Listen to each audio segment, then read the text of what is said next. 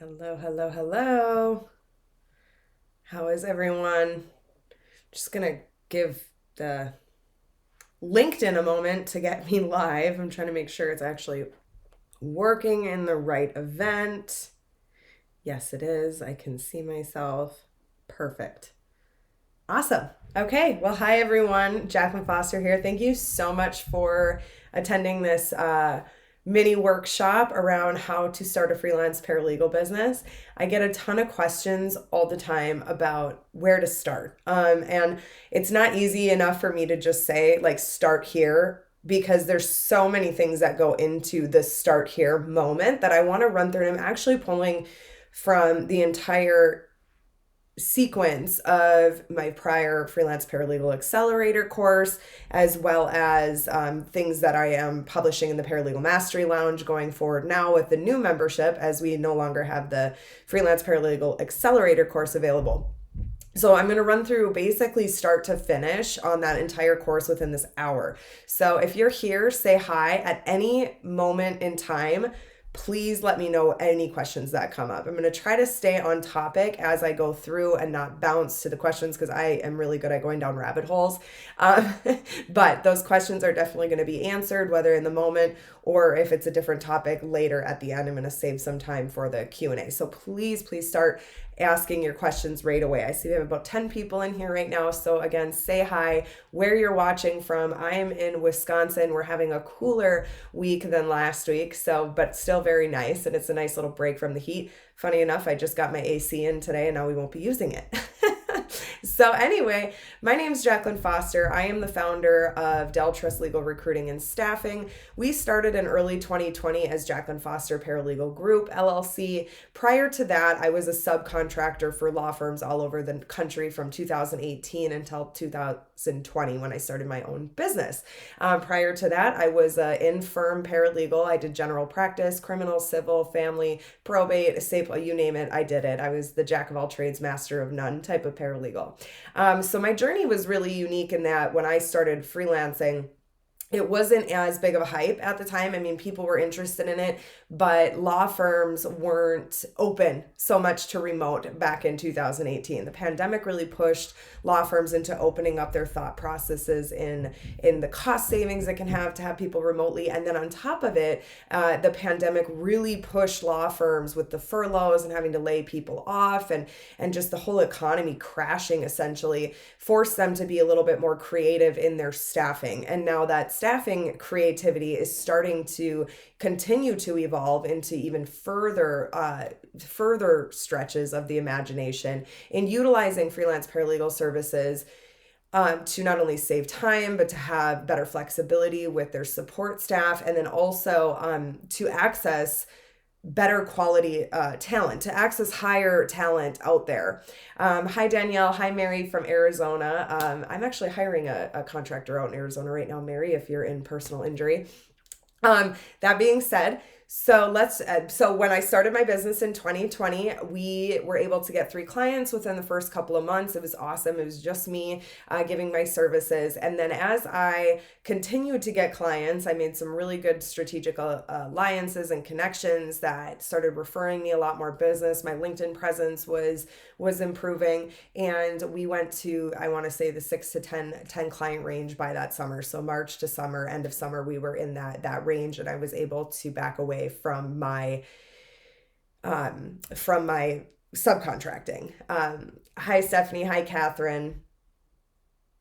I'm actually really excited that I can see your guys' names. I just had a moment because I can't on Facebook. Hi, Bridget. So that being said, as I started to bring in more clients, I quickly realized that I wanted to build something beyond myself, beyond just my 30 to 40 hours a week that I would work for my clients. So I started bringing in other subcontractors for help, especially with my estate planning clients, as that isn't really my specialty and I needed that extra help. Hi, Stephanie. And as I did that, I it was messy at the time because we were trying to merge from me being a solo freelancer, all my clients used to working with me, to bringing in my team. I also brought in a personal injury paralegal. And then realized in that moment, in that fall, that I wanted to operate more of an agency type of model. So I ended up starting to, as I signed new clients, I hired subcontractors and placed them directly with my clients to operate under kind of my umbrella of my LLC. And the reason I like talking about that story is because the first thing I'm going to talk about in how to start a freelance paralegal business is around business establishment goals and how you're going to structure your business model around those things. My qualifications come from our very successful company. We are now a full service legal recruiting, as well as the 1099 staffing. And then I just started my second company, the Paralegal Mastery Lounge, and we are in our third year, and we have finally reached our $500,000 revenue mark in 2022. So that is not for me to brag. I only talk about money primarily to give people the inspiration, the proof, the social proof of, hey, this is a possibility. It works. It will happen. I had no background in business. I had no like extra knowledge on how to market. None. Actually, I'm still not a great marketer. I did not pay for advertising. I had no money in my bank account to start, and it quickly changed my husband and my life. So just want to preface the whole webinar today around that, so that you know everything I'm saying today is definitely possible. So take notes and really and even if you're not fully committed, even if you're not jumping in right now, commit to starting. I promise you will thank yourself for that. Hey, Adrienne. Hi, Crystal. Okay, so let's start talking about business establishment.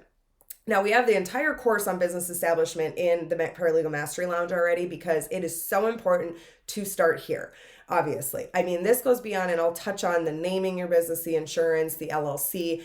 But when I'm talking about business establishment, structuring your business model. So there's about 3 different models you can go down. In my book, they all have their pros and cons, but these are sort of the three business models you can start with. And I really want you to try your hardest to set your long-term goals now, so that you're starting your business model off from day one. I went from solo to team to agency, and I was in tears so many times trying to restructure the business, trying to change my prices to allow for more profit margin for the company, and trying to get my clients, transitioned over was really messy. So we can either start a solo paralegal business. A lot of people naturally do that if they're just trying their hand at freelancing, because it's like, well, I don't really want to jump into hiring subcontractors yet. I just want to see if I can even get clients. That was me. I'm not saying it's the worst thing in the world. You can definitely grow and adjust as you move on. But if you think long term, you'd like to have a team model wherein paralegals are kind of behind the scenes, busting out documents. You have a client facing person in front of your attorney, and you work and operate as that team. I would start by starting with that team model. Even if you don't have a team behind you yet, let your clients perceive you do, so that nothing changes once you start bringing in more business and needing to bring in more subcontractors. The other model is the agency model, which is what DelTrust actually is where we hire, our clients hire us to place them with a paralegal of our recommendation within the company. So we are the middleman. We do gain a profit margin off of each hour worked by our paralegals. We handle all the administrative work. We handle all the client acquisition work, the client services, relationships, maintenance, all of the above. And basically our paralegals just have to do their work, record time, and then they get paid. So that's the agency model. Now, when you're thinking about long-term, how you'd like it to look for you, decide what you're really passionate about. Are you truly passionate about paralegal work? Does it make you tick? Do you get up every morning and want to dive into a case or a matter or an estate plan or something of that nature? Or does the idea of operating other paralegals and managing other paralegals and working face to face with your client and focusing on client acquisition and getting yourself out there on social media and marketing your company sound a little bit more fun for you? On the agency side, take that times 1,000, a little less management, as my paralegals and my attorneys together are self-managed. They work that. However, we do have to, obviously come in if there's issues, if there's things that need to be hashed out around time and availability. So in the agency model, you're going to deal with a little bit more of that type of stuff about client complaints, client concerns, all of those things. And of course, the billing gets a little bit more hectic and etc. So when you're thinking about long term, think about what you would really love to get up and do every single morning. And so as you think of those things and you decide what business model you're going to want to go down, it's going to make it a lot more seamless to go through the rest of the steps on getting that first client, on identifying your ideal client. I do see that I have a question: how do you get your clients to start? I'm definitely going to talk about that in about, I don't know, 3 sections here. Getting that first client. So when you're going to pick your name, this is where too, like deciding that business model. I started out as Jacqueline Foster Paralegal Services LLC because I never really thought that I would be successful enough to bring in paralegals to work in my company. I wanted that, but I didn't in my head think it was going to be a possibility for me to justify bringing in a ton of subcontractors and having this whole roster of clients. So I ended up naming it like Jacqueline Services, right? Within that same year, I think by the end of the year, maybe going into 2021, I changed it to Jacqueline Foster Paralegal Group LLC because we were operating as a team. I had some paralegals with my clients. And then as we really went full force into the agency model, I felt I kept my name for a while, the group, but I also wanted to start branding around recruiting and overall staffing. So we also do like employer branding. We do team management consulting, team development consulting in the legal sector. So I wanted to give it more of a broad name to encompass all of those services. And then I named it Del Trust, which a lot of people ask me, what does that mean? First of all, I'm afraid of flying. This is so silly. I'm terrified of flying, and the only airline I will fly is Delta. So that always stood out in my head as like a really trustworthy name and something impactful. I just liked how it flew off my tongue, Delta. And then I also wanted to incorporate that trust word in there. So I went Del Trust, which could also be deciphered as delegate trust or delivering trust. Didn't realize though that attorneys would take it so literal and think that I'm a Delaware trust company. I should have had that on my radar. So marketing's been a little bit more challenging in that sense. So whatever you choose to pick your name, like you don't have to pick it for what you are right now. You have to pick it for what you hope your business is going to become down the road. So if you're hoping to do that agency model, might want to keep a more generic name. You could put your name in there. There's no big deal with that. But oh, I don't know what ATL is, American Airlines. I think I liked them too. I just sorry, I get squirrely, but that Delta was always my thing. So pick for what you want it to become. You can make it a generic name, you can make it a creative name, you can put your name in there. Like I actually toyed with Foster, Jacqueline Foster Company, Jacqueline Foster LLC. Like I toyed with those things, but also my long-term goal with the business is to develop it in a sense where I'm out of it. And I don't mean out of it, but that my business is self-sufficient and it doesn't rely on my constant involvement to operate. So I didn't want people to get so attached to my name. So a lot to think about with your name. You can just go with your last name, Smith Paralegal Services. You can pick a state like Florida Paralegal Services, something like that. Obviously, you need to check with trademarks and check with your state LLC or your state business business registrations and make sure that you're not using a name that's already been there. The next thing I did was after I established my LLC, I got some insurance. I do have a referral for you if you're interested in insurance. I don't make a commission off of it. I just love my insurance guy so much. There's a big I would say debate on if a paralegal needs to carry insurance because the idea is that we're operating under the attorney's malpractice insurance. However, I think that protects you from the client, but I'm not convinced that it would protect you from any breach of contract that you have with the actual attorney as an LLC, as a separate entity. I'm not an insurance specialist. My insurance agent said it would be a wise idea. I carry professional liability insurance. When I first got it, it cost me $30 a month for $1 million coverage. It goes up based on your revenues. So basically based on your risk. And then I do carry data breach as well separately that covers, the data breach section of it. So that was my personal choice. I wanted to, plus, I felt that it gave another sense of credibility to my attorneys working with me as a company, that I'm carrying my own liability insurance, that I take our relationship seriously, and that I'm putting safeguards in place for both of us. LLC, I did file one with the Wisconsin Department of Revenue, and I am not qualified because I am not an attorney to give you any legal advice. So this is not legal advice. This is just why I chose to establish an LLC. From 2018 to 2020, I just operated as a sole proprietor. I didn't have the LLC established. I just did the sole proprietorship for my taxes. I decided to file the LLC first and foremost for the credibility and the like, this is real. I actually have a business. But then the other reason was obviously to protect my own assets in case something should happen, and then just the different protections an LLC gives a person. So again, consult with your attorney on whether or not it's appropriate for you to file an LLC, talk with your tax advisor on all of those things, and then talk with an insurance agent to make sure you're choosing the right thing. You know what, guys, I'm going to take off my thing because I just see my service is going out a little bit. How does your insurance work with more than one firm, if you don't mind me asking? It covers all of my clients. So they have a copy of it covers like all of my professional services for all of my clients, if that makes sense. So they have a copy of my independent contractor agreement, which I will talk about next on how to get something like that drawn up.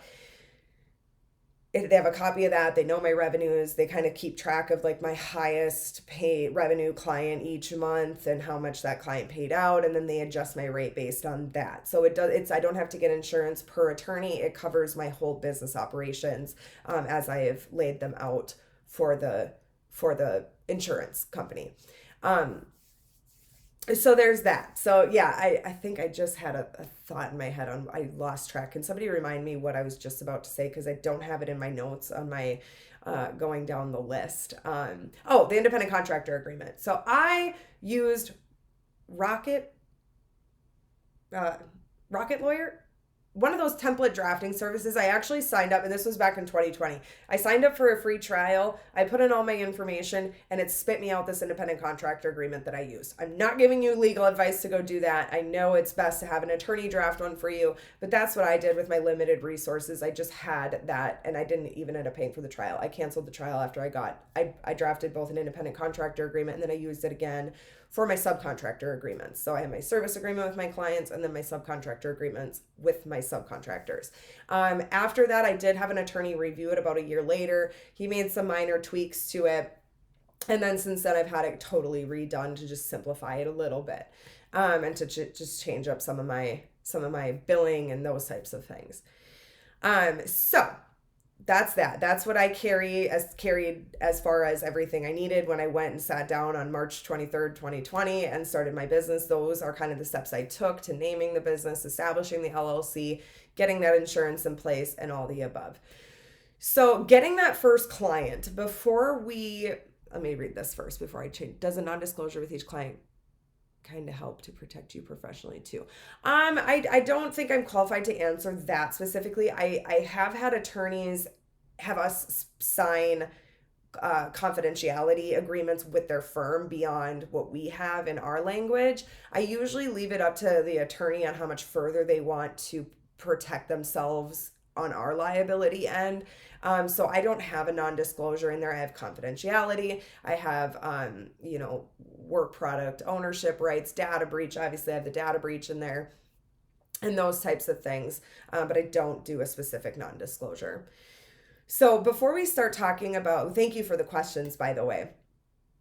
Before we start talking about getting that first client, I want to back up a little bit and talk about setting your ideal client. And I promise this is important.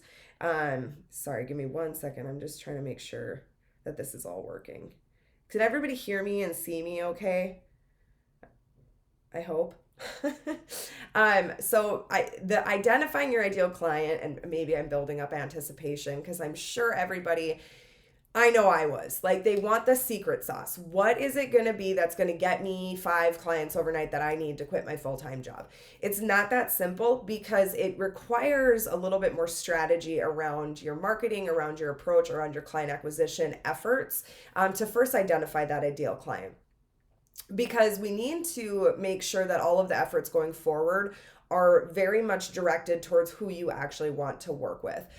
First and foremost, you guys all have LinkedIn. Make sure your LinkedIn account is totally optimized. I actually have a 30-day LinkedIn challenge in the Paralegal Mastery Lounge. You can buy it as a separate product, or it's right away available to you at no additional cost when you sign up for the Paralegal Mastery Lounge. So it's a better bang for your buck if you just sign up for the lounge, because it's the same cost, but you're getting so much more in the lounge that month, even if you just did the month and decided it wasn't for you. But it's a 30-day LinkedIn challenge to not only optimize your profile, create a specific header, so that when you're connecting with potential clients out there, they know who you are, they know what you do. Then it also talks about within LinkedIn to start publishing consistently, and giving you prompts for every day from day 18 to 28, I think it is, to publish consistently and create that routine and that rhythm, and then also be connecting with other, or engaging with other people's posts, so that you're staying relevant in LinkedIn's algorithm and they're putting your stuff in front of the people that you're engaging with, if that makes sense. So right away tip, when you go into LinkedIn and you start connecting with who your ideal clients are going to be, make sure you're connecting with just those people. Don't let anybody and everybody into your group, or into your space of LinkedIn. For instance, like, if there's somebody like selling Bitcoin, or a real estate agent, or something of that nature, or somebody in a totally different field, like the medical field. Don't let those people through, because it confuses LinkedIn on who you actually want seeing your stuff, who you actually want to follow you, who you want to be in front of you. So target your audience around that ideal client. If it's Florida probate attorneys, connect with Florida probate attorneys, connect with Florida probate paralegals, connect with Florida law firm marketing agencies, or just marketing agencies in general, other people that might have your ideal clients already in their network, or are already working with them, and that might be a referral source for you. Really start identifying who your ideal client is, so that you can start connecting with those people. Before you start marketing yourself, before you go and get that first client, make sure you're setting your prices and establishing your services offering. Going back to that business establishment, are you going to go solo? Are you going to develop a team? Or are you going to develop an agency? With the team model, you're going to want to get a little bit more narrow and a la carte with your services, because it's not going to be possible for an entire team to get, in my opinion anyway, because we've tried that, to get into the nitty gritty of every single matter in a client's or in a law firm's client list, right? We can't manage 40 different clients as a team unless we build a big team and structure it around there. Identify the services. For instance, if you're in personal injury, demand packages, medical summaries, medical record retrieval, those individual packages, so that the attorney can give you and your team exactly what you need to perform the work, and then you can have a process and a procedure behind you to get that work done and push it back to the client. Differently on the solo side, if you wanted to just integrate into the firm as a full-blown paralegal, you're managing the docket, you're watching the case flow, you're seeing the filings come in, you're working ahead and independently, you're getting motions drafted, you're into the facts of each case, is essentially what I'm trying to say. Like, and you deeply understand the file. It's a little bit more achievable as a solo.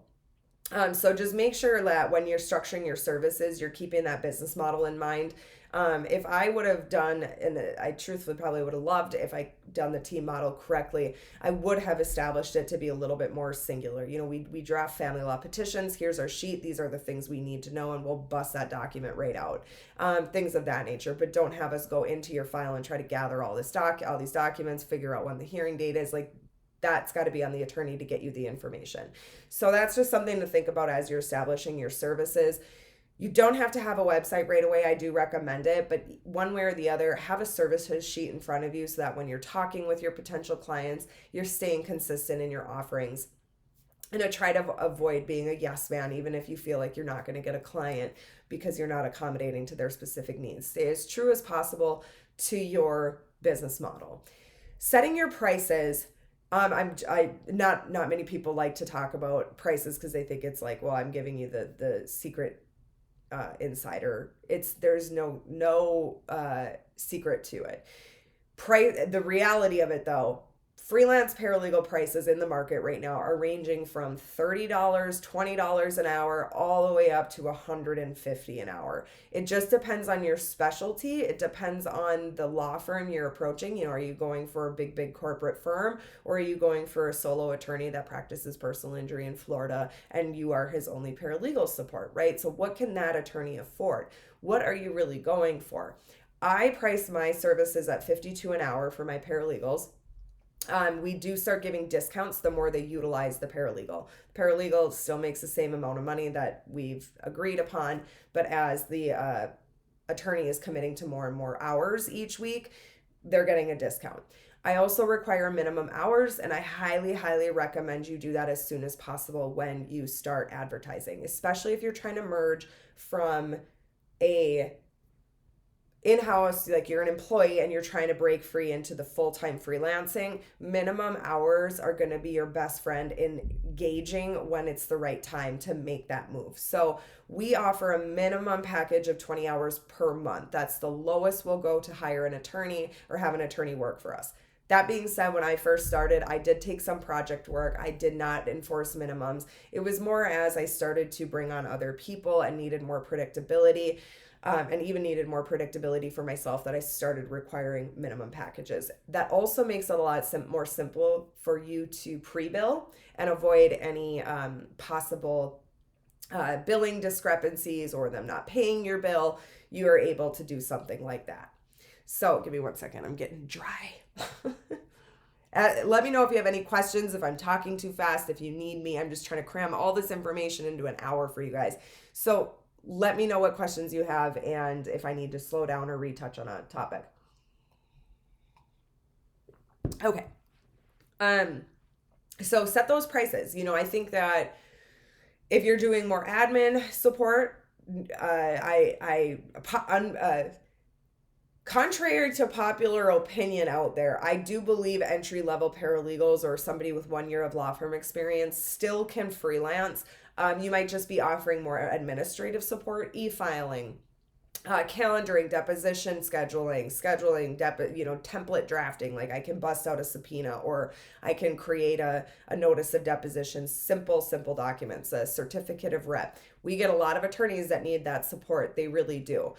So in those senses, you know, we charge $42 an hour for those admin roles, $52 for the paralegal. But if they're having a paralegal do both admin and paralegal work, they get the $52 an hour rate.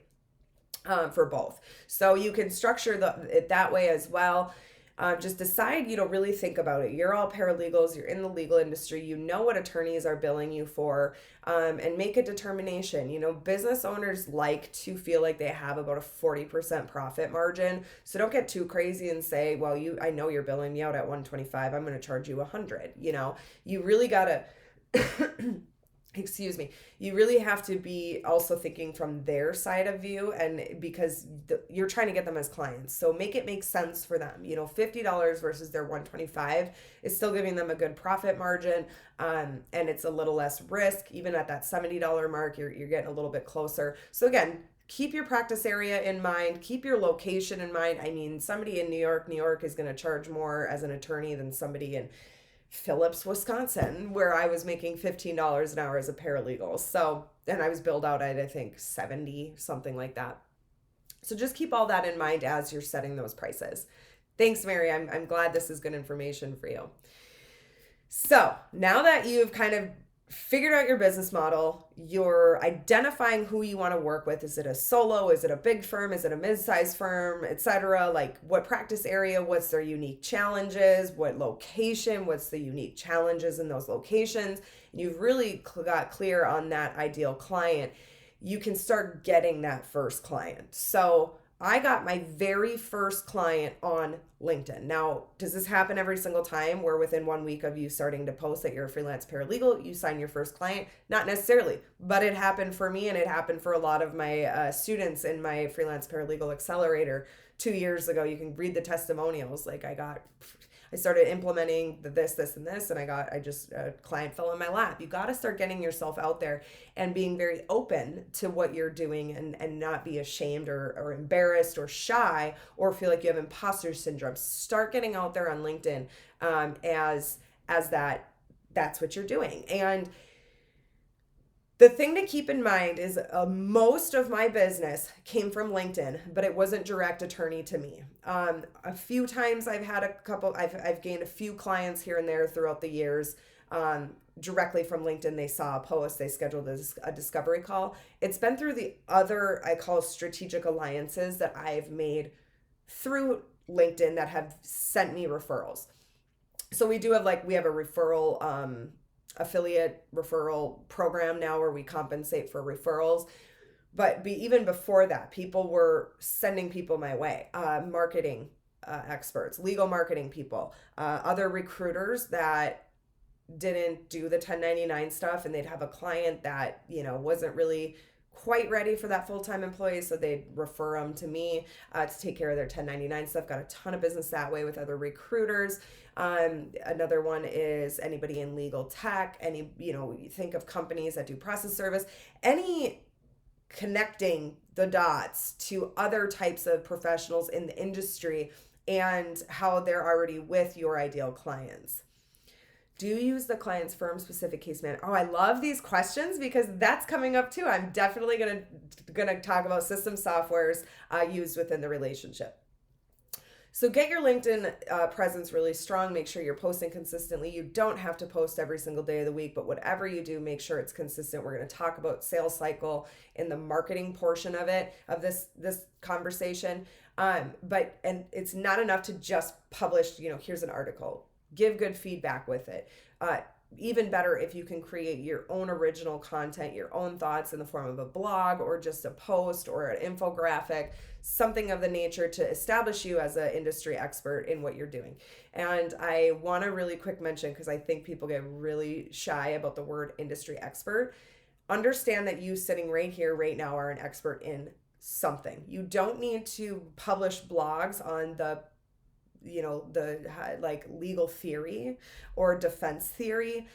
We need to be focusing our expertise on the paralegal role. And I know paralegals operate like attorneys. I know they do. But think beyond that. Talking about how paralegals can increase efficiency within a firm. Talking about how freelance paralegals specifically can save the firm money, get the quality support that they need, the senior level experience, as needed hours. Focus your expertise content on the problem you're solving for that firm. So make sure, going back to your ideal client, what unique problems does that ideal client have? Now structure your marketing around solving those problems. So just wanted to point that out. So, because I remember I used to be like, I'm too shy to write an article on defense theory when I'm publishing to a bunch of attorneys. They're not going to read it. They're attorneys. I'm not. And how attorneys can be sometimes.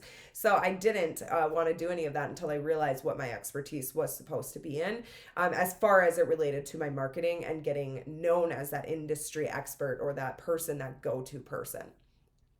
Another thing you can do is reach out to former bosses, colleagues. Just very humbly let them know what you're doing. Maybe firms in the area. Do not be shy to reach out to them that are local.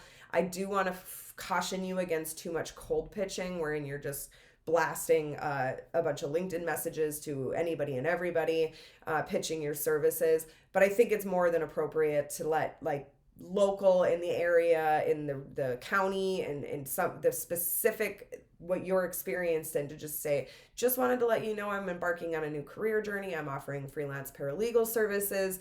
Wanted you to know this in case you should ever need my support. You know where to find me. Just very humble like that. Don't get into specifics, crazies, your hourly rate. Save that for the phone call. And so I was just getting ahead of myself. So that was I did get, he was a former boss and he's actually still a client of mine.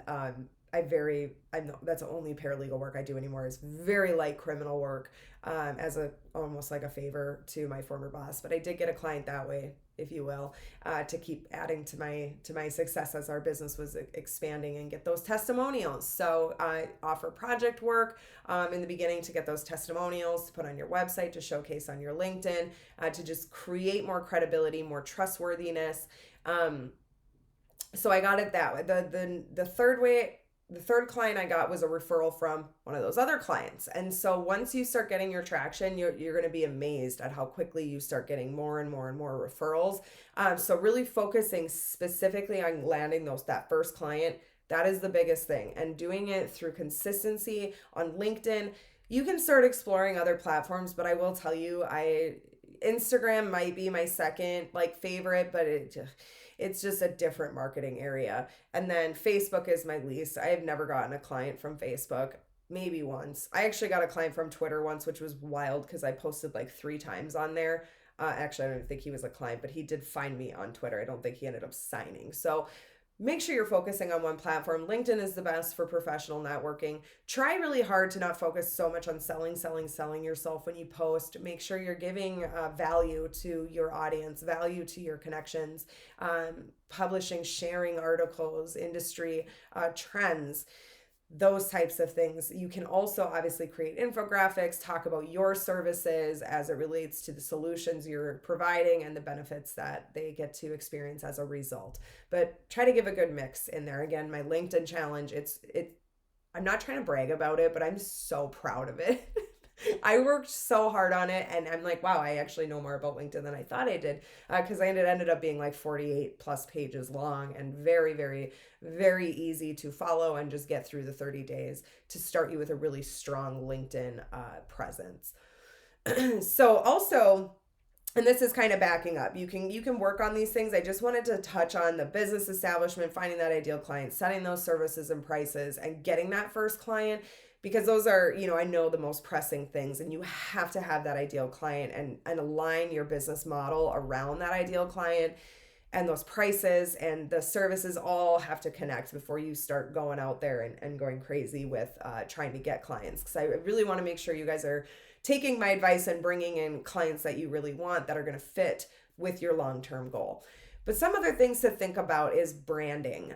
You want to make sure your brand is staying consistent, mainly because you want a sense of a feeling when people are seeing your stuff, whether you're trying to portray trust. Maybe you're like really big litigator and you want to portray power and wealth and like, we got this, the purples, the golds, the types of words you're using, the images you're choosing.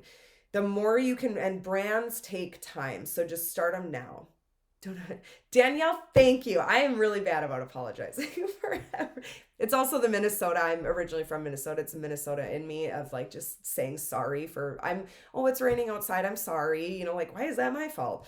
But anyway, brands take time. I'm still trying to develop mine. I'm not a branding expert, but branding takes time and consistency and thought, and creating a brand around everything you're trying to put out there. And what do you want people to feel when working with you or working with your company? What do you want to come to mind when they read your posts? So really get clear on that. There's brand color psychologies,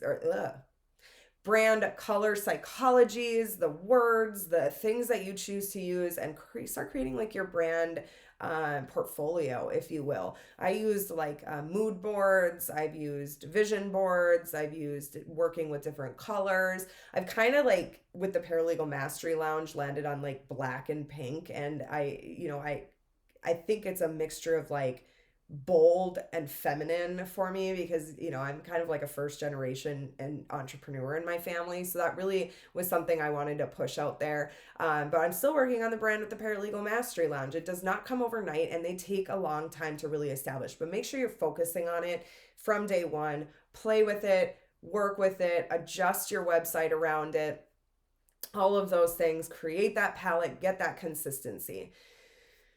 Marketing. Okay, I think I got time to talk because I know I really want to touch on systems and softwares. But the marketing, the one thing I want to pull out, in my freelance paralegal accelerator course, it was a 2 hour course on marketing. Just that portion was 2 hours.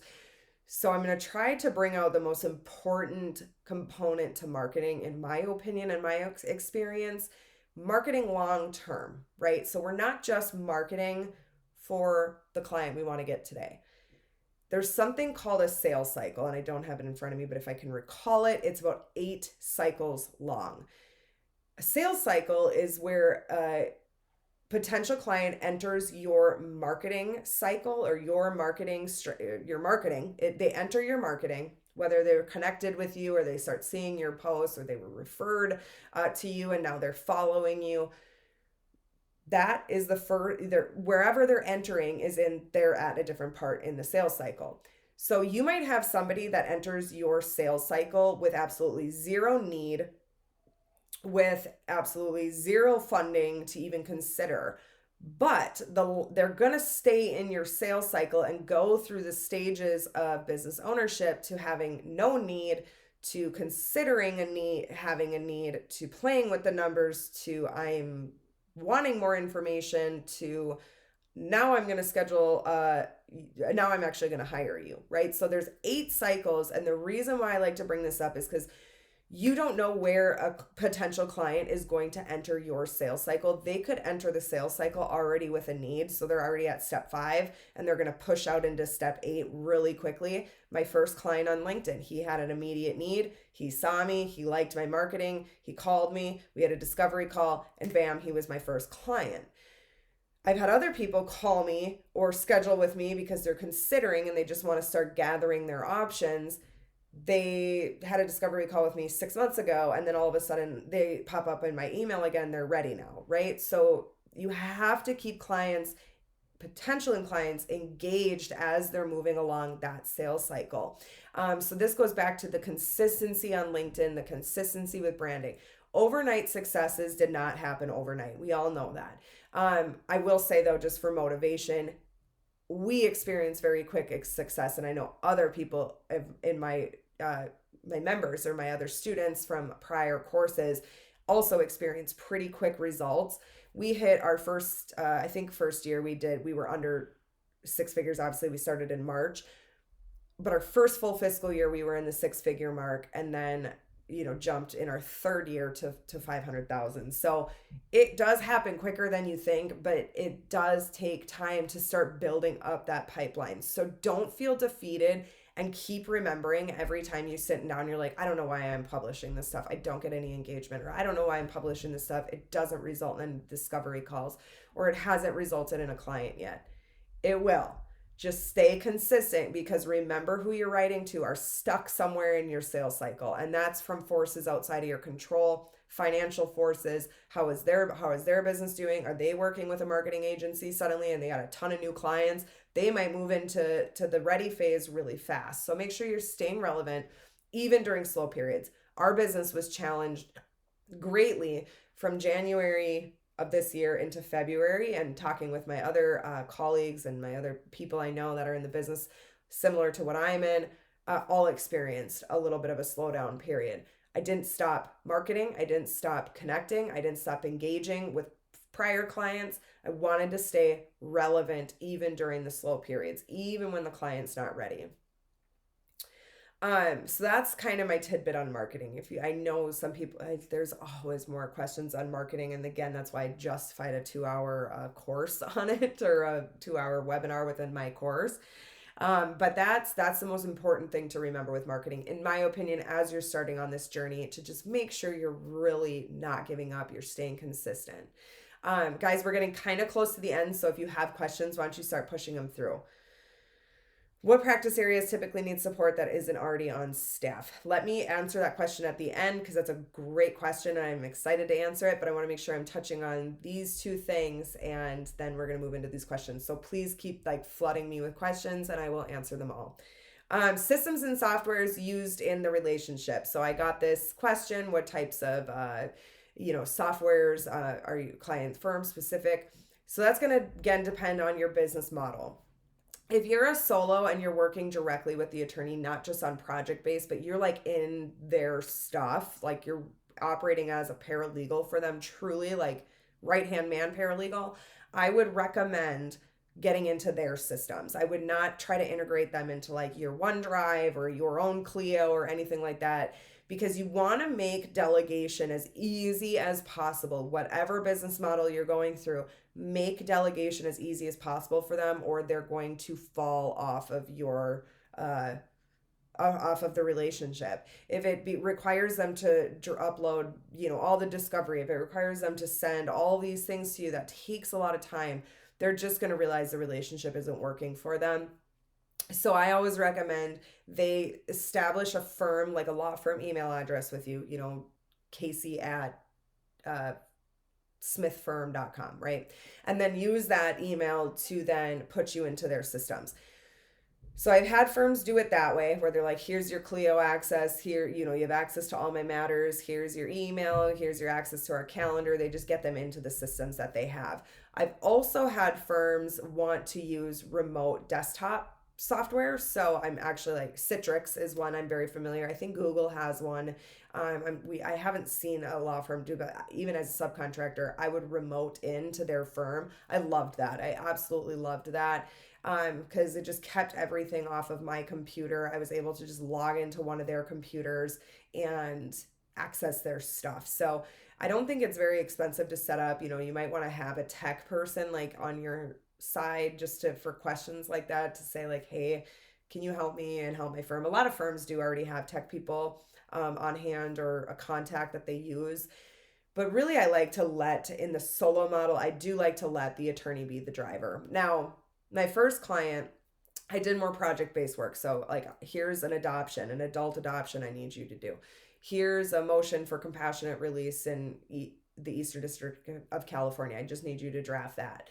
And it was like a brand, to get all the information. And then he just shared the things that I needed in our own Google Drive. And then I would send, put the drafts back into the Google Drive for him. But he wasn't integrating me into his entire practice, right? He was just using me for project work. So that will definitely work if you're just doing project work as a solo. The team model, you have to have, again, going back to those services, identifying these like very niche, like these singular services we offer. For instance, like an estate plan, that we will draft the will, the POA, all the ancillaries, etc. Or we'll draft a trust. This is the software we use to draft it, or these are the templates we work off of, or we require one of your templates. Like, you have to make a decision and keep it consistent so that your team flow can go very seamless. It would be very difficult for you as a team model. Don't just think now. Don't just think I have one client, 3 clients.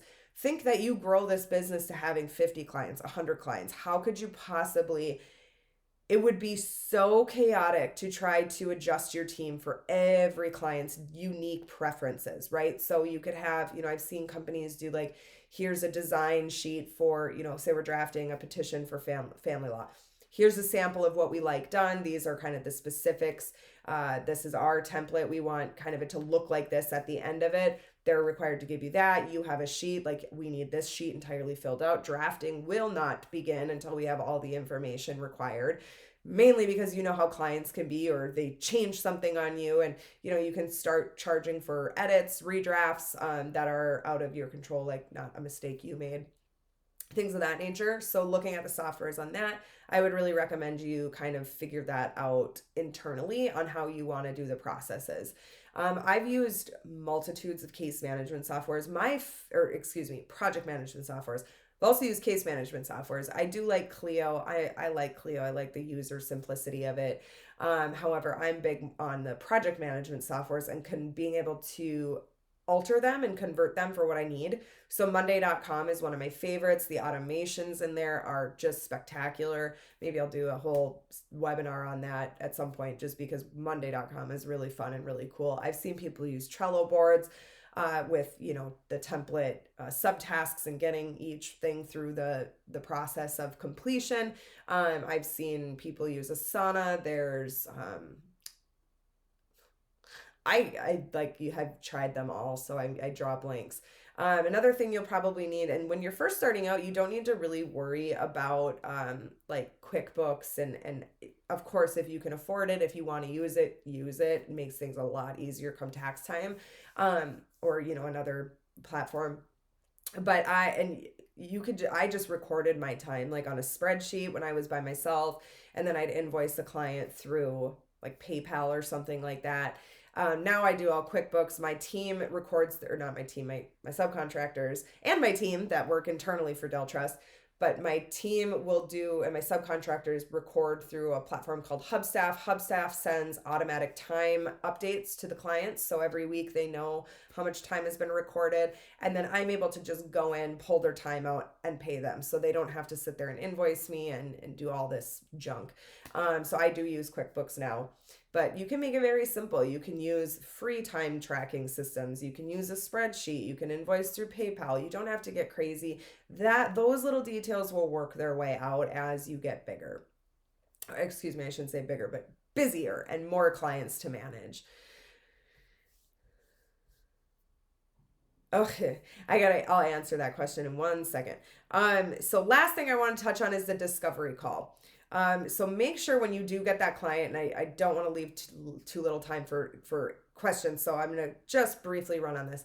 I want to get you a little bit prepped for when you do start attracting these clients, like, okay, what do I do with them now? Make sure you have your onboarding experience kind of ready. With the contract, I do recommend using like a DocuSign, or I use Dubsado or something of that nature to get e-signatures. The reason I say that is you're going to have a higher likelihood of them like quick signing it than like it might take a week or two for them to print it or to download the PDF if they have a system like that. I don't want them to feel like signing with you is an extra step in their busy day, or if they're already overwhelmed with work. So a lot of those e-signature platforms work the greatest in my opinion for that.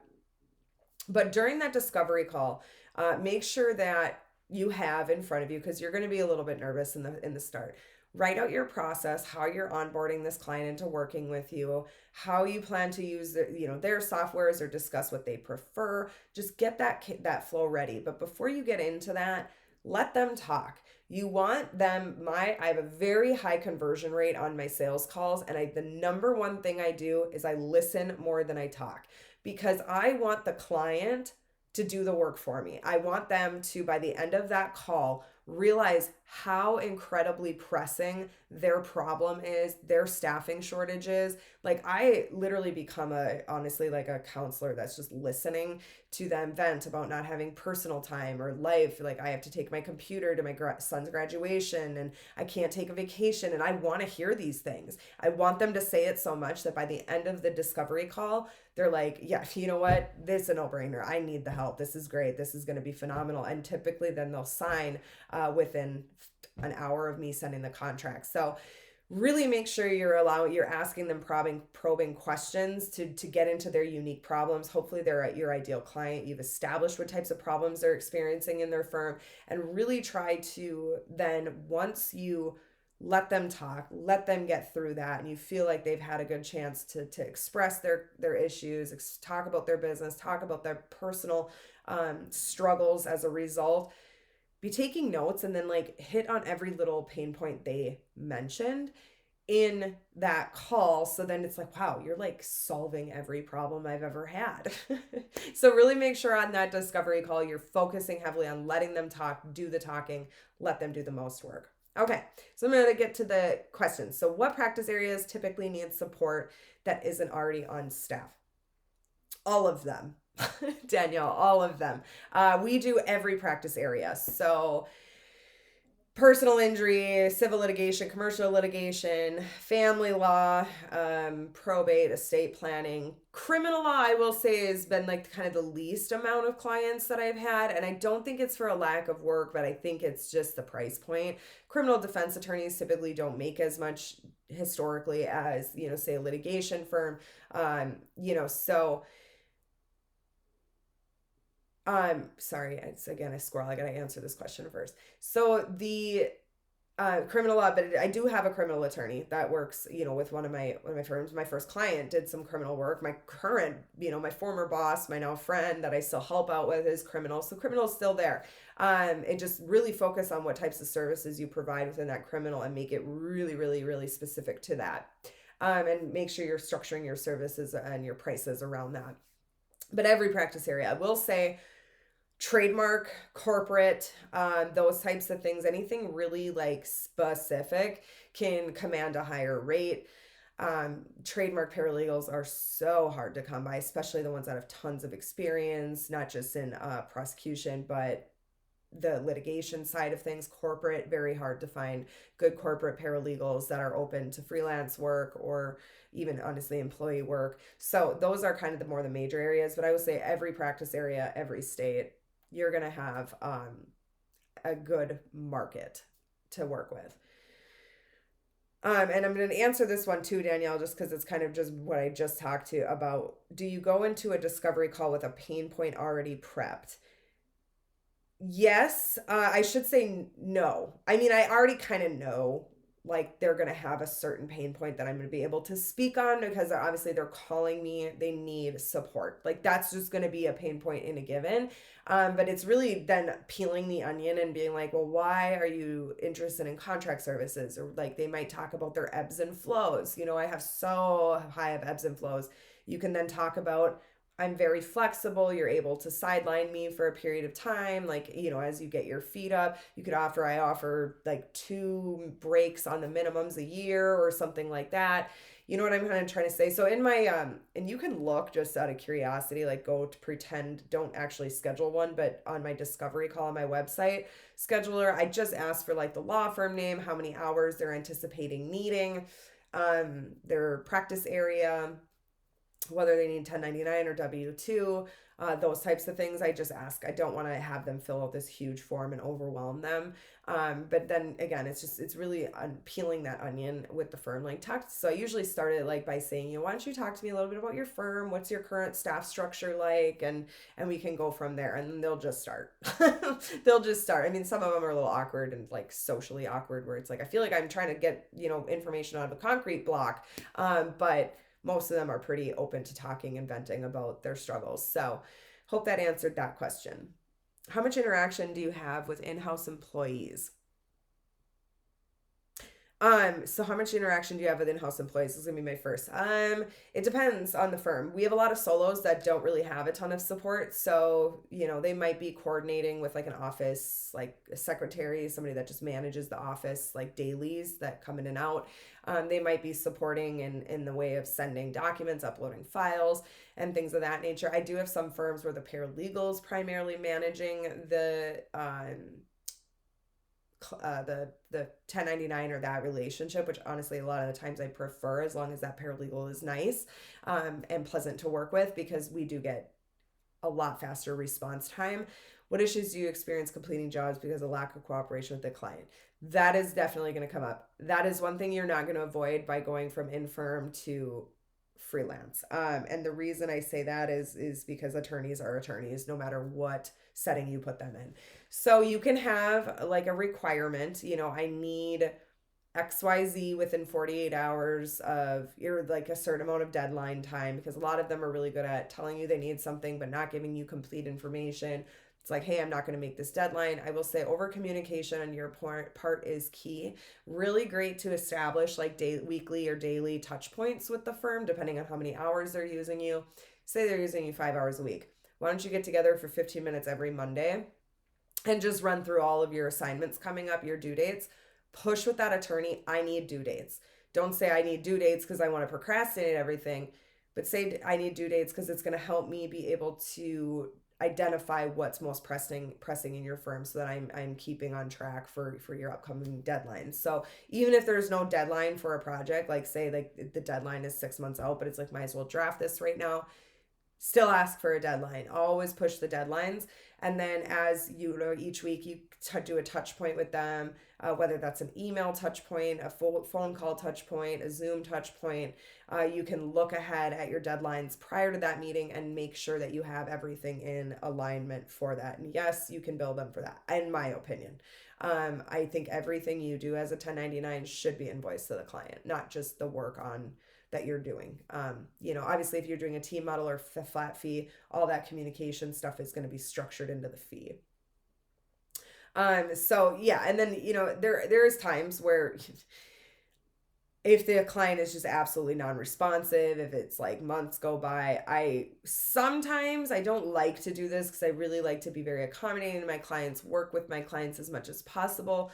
I will start invoicing them for the minimum hours to kind of spark a fire under them to say like, hey, you really need to start sending me work and delegating. You're welcome, Stephanie. Thank you.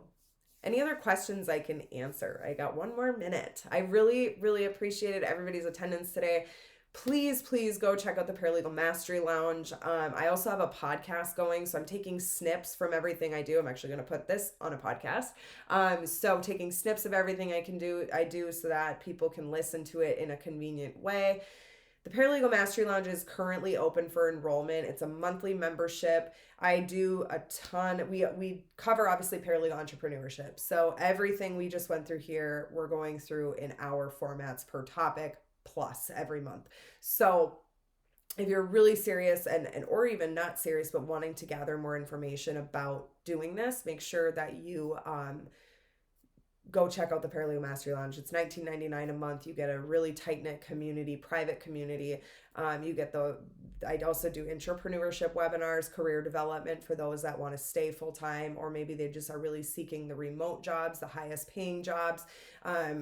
Maybe they're also considering the business or the entrepreneurship side. So I have a whole section for that. We have personal development in there, all very organized so you're not overwhelmed. We're going to be bringing in industry experts every month to talk about different components to both sides of it. Thank you, Mary. Thank you for coming. If a paralegal is on staff, what are they unable to perform that requires a contract paralegal? If I'm understanding the question right, you're kind of asking, okay, if the attorney already has a paralegal, what are they not able to perform or do? A lot of the times the attorney doesn't have access to like senior level paralegals or paralegals with experience. So if they have a paralegal in their office, typically it's more like an administrative assistant, a legal admin, but they need help with like motion drafting. They need help with legal research. They need help with writing demand letters, with writing estate plans. Like the more substantial or substantive work that requires senior level or at least junior level. How do you determine billable time by task or by pleading? I have my contractors bill for everything they do, regardless if the attorney can bill for it. That's just part of it. That's the way we operate. I don't say, well, the XYZ for the document is the only thing we can, we're going to bill you for. They bill for checking emails. They bill for the communication with them and the client. They bill for literally everything while they're working for them. But I do have them bill by the minute. We don't round up. We don't like go up to the hour as much. As much as possible, we avoid that. However, if they're sitting in to come check emails and stuff like that, that takes time. So they'll round up a little bit on that, just for their time of checking in to see if there's assignments, which is again a big thing on communication. I do have some people that I know that just bill flat fees per project, and you certainly can do that. I just caution you to be very specific on what you're performing, because I did that my first client. Oh my gosh, you guys would puke at how much I charged for this huge motion to a federal district court, like huge motion. And I did it all. The attorney was kind of a baby, and I don't mean a baby, like he was brand new to being an attorney. He was a baby attorney. I did the whole thing. He made minor edits, and I only charged him like $250 for the whole thing. It was unbelievable. But the main thing I didn't realize was how much the client communication piece will derail the whole project's timeline. I had to converse back and forth. The client wasn't giving me accurate information. I had to go back. I had to contact medical offices. I had to do all these things that I didn't think I would have to do. And I'm like, just be very careful.